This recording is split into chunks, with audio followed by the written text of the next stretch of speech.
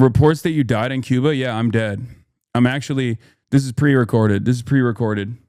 Anyway, I guess this is like one of the TikToks that was like in defense of what was going on. About people coming here to Cuba to deliver humanitarian aid are very interesting to me. One of the headlines and some of the commentary that I've seen is in terms of all of the people that came here and they stayed at a 4-star hotel while the rest of Cuba was in darkness. I want to remind you all that while it's not illegal for American citizens to come here to Cuba, it is absolutely illegal for us to stay in any of these hotels that you see on this screenshot.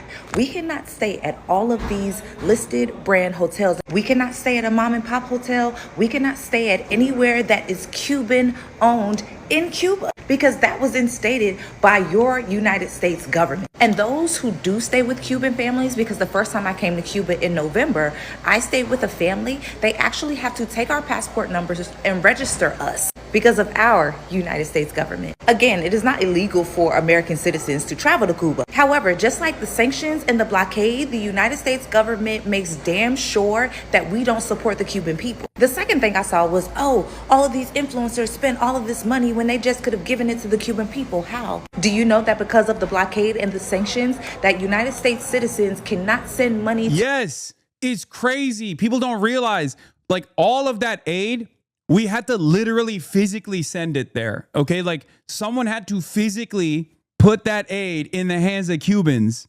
That's another crazy part of this, where people are like, oh, you don't understand. Like, why didn't they just send the aid? It's like, you're an idiot. You think we didn't think about this? Not only was there like a cultural component to this humanitarian aid trip, because like there's so much Orientalization that's going on here. Like you're treating the regular Cuban citizens like they're animals. It's disgusting. Like the way you're talking about it, like you think they don't experience joy. You think they don't care about art. You think they don't care about being treated like human beings. It's disgusting. There's so much like speaking over regular Cubans that are living in Cuba in this conversation that is mind-boggling. It's alarming. It's gross. And I cannot believe how much both liberals and right-wingers have engaged in this. Like, it's crazy to me. One of the craziest pieces of misinformation was the kneecap guys like sucked up all the energy and killed Cubans in a hospital. The reason why the Cuban hospital ran out of energy is not because the electricity grid is falling apart. I mean, that's part of it for sure, of course, but there's not enough gas on the island for their generators to work. That is our fault. America, we did that. Okay, what do you think is going to happen when we have starved this island of necessary resources by stopping other countries from being able to freely trade with Cuba? It's illegal for America to implement this blockade. It's legal to trade with Cuba. It's legal to import Cuban goods. It's legal to export Cuban goods. It's unbelievable. It's unbelievable. Kneecap participated in one of the many daily festivals that happen during the day. That festival that they participated in had Cuban musicians that were also participating in it. It was free for all Cubans to attend, and it was overwhelmingly Cubans that were there. It blows my mind that these people can be so cynical and so gross that they think that like regular everyday Cubans don't want to experience joy. It blows my mind. You just don't even want to think. Like, you literally can see it. You can see it in real time. You can see Cubans dancing, singing, having a good time. And you're like, oh, they must be brainwashed. Someone was claiming that they were being bribed with treats.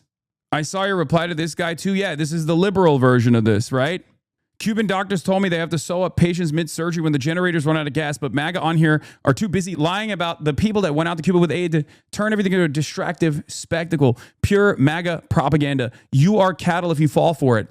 The audacity to be on your laptop tweeting for a 5-star hotel powered by generators while the local hospital goes dark. You are truly, genuinely a psychopath. Wow. This guy is one of the biggest, most troubled, most schizophrenic, vulgar demons I have ever encountered in my life, and he has the audacity to claim that he is a humanitarian and a liberal. Shame on this piece of shit. Shame on you. Unbelievable. I wasn't even in Cuba when I tweeted this, for the record. But it doesn't matter. It's all misinformation.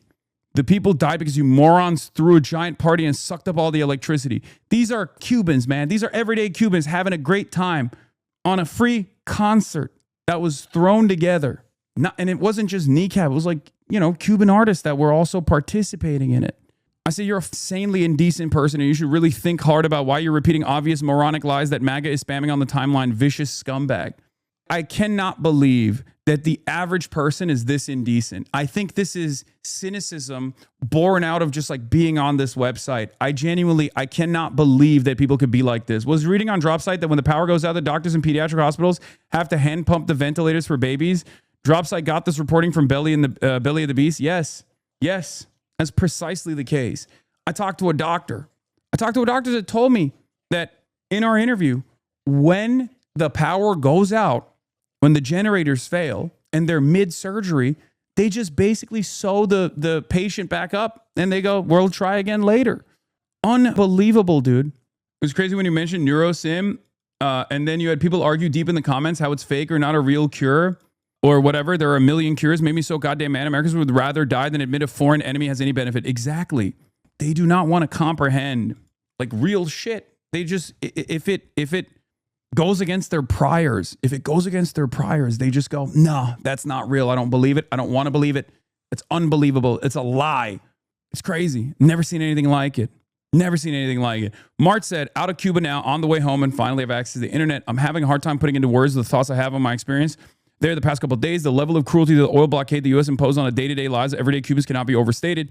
Everyday conveniences and essential services that we take for granted are completely non-existent. Entire systems that were already dilapidated by decades of sanctions and restrictions from participating globally start to break down exponentially when you remove fuel from the equation. The innovation required to accomplish the most basic tasks is astounding. People existing at night in complete darkness of the blackouts, just trying their best to lead normal lives in spite of the lack of power.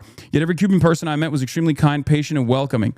The resilience that the people of the island have is extremely admirable and heartbreaking to witness. Cuba is a beautiful place with amazing people and insane potential. What the U.S. has done to that island is shameful and nothing short of inhumane. It's an experience that I think every American should have. It will change you, okay? It will change you. When Ben Rhodes told me before I went to Cuba that I was going to be very sad, he was somewhat right. I landed and I could not believe how beautiful this island was. I could not believe how beautiful the people were. That was my first reaction. I was like, wow, I'm not a big nature guy, but this is one of the coolest places I've ever been to in my life. And then it was an emotional roller coaster. It turned into deep sadness. You arrive in Havana and you start seeing the trash that can't be collected because there's not enough oil and gas. There's not enough oil to operate the trash trucks. And then you're like, it's fucked up. It's fucked up what we've done. You see the houses that are dilapidated, people living in them. It looks like, they were bombed out. The outside looks so pretty, but the paint is chipping. Part of that is obviously the salt water that destroys the paint, right? It requires a tremendous amount of upkeep that this unfortunately poor island does not have. You get a little surprised too. The expectation is all the cars are going to be from the 50s. That's not the case. There's new vehicles in Cuba, and there's also still vehicles driving around. I mean, it's very limited. It's very limited in comparison to like what the normal traffic would look like on the island, from what I understand from people that have been there prior.